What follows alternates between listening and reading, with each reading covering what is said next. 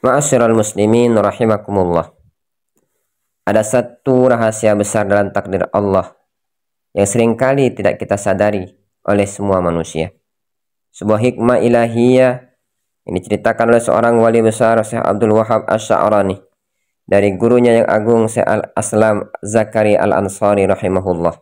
Beliau berkata, apabila Allah Subhanahu wa taala menghendaki untuk mengangkat seorang hamba ke derajat yang tinggi, yang derajat itu tidak bisa ia capai dengan amal perbuatannya, maka Allah bisa saja menakdirkan adanya musuh-musuh yang menyebarkan aib dan keburukan tentang dirinya, hingga tidak ada yang selamat dari menggunjingnya, bahkan dari kalangan ulama dan orang soleh sekalipun, apalagi orang awam yang jahil.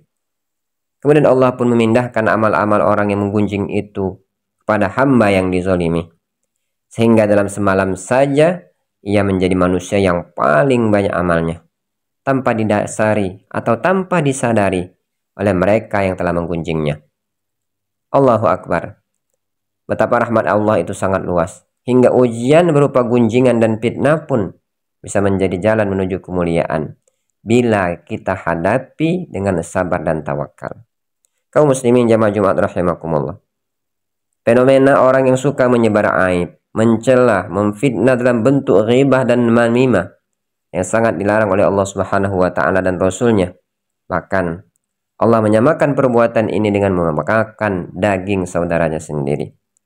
Sebagaimana firman Allah Subhanahu wa taala, "Wala yaghtab ba'dukum ba'dah.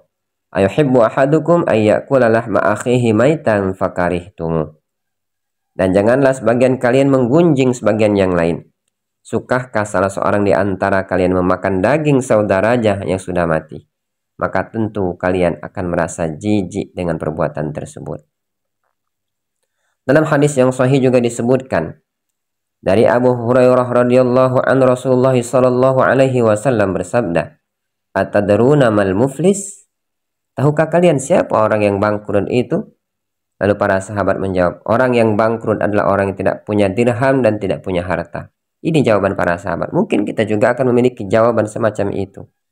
Tetapi tahukah kita siapa orang yang bangkrut itu?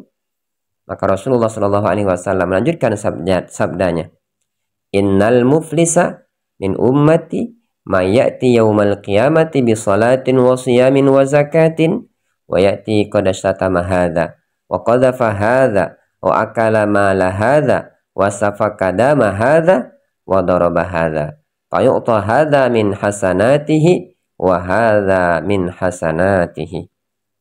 Sungguh, kata Rasulullah, orang yang bangkrut dari umatku itu adalah yang datang pada hari kiamat membawa pahala sholat, pahala puasa, pahala zakat, tetapi ia juga datang dengan mencaci si A, menuduh si itu, memakan harta di sini, menumpahkan darah di situ, memukul yang di sini, maka diberikanlah pahala-pahalanya kepada mereka yang ia zolimi. Hingga jika habis pahala sebelum membayar semua kezaliman tadi, maka dosa-dosa mereka diberikan kepadanya dan ia pun dilempar ke dalam neraka. Na'udzubillah summa na'udzubillah. Kaum muslimin jamaah Jumat rahimakumullah. Apa yang dikatakan oleh Zakaria Al-Ansari adalah pengingat bagi kita semua agar tidak cepat menilai buruk orang lain, apalagi sampai menyebarkan aibnya.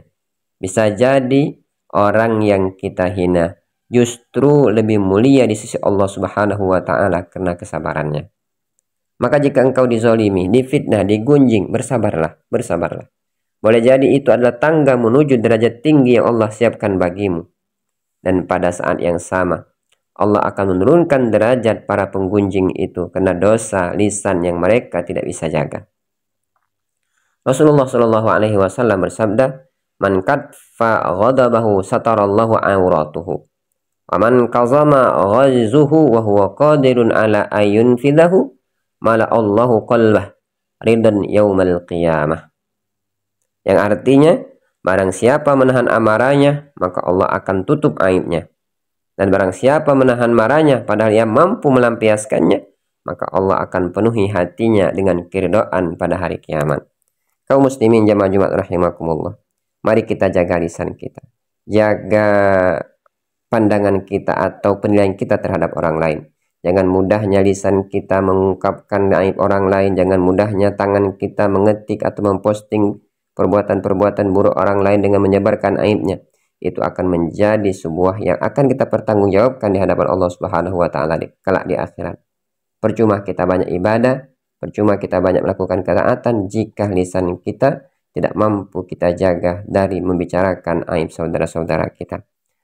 Semoga Allah Subhanahu wa taala selalu membimbing kita, memberikan taufik dan hidayah kepada kita sehingga kita selalu istiqomah dalam kebaikan. Amin amin ya rabbal alamin.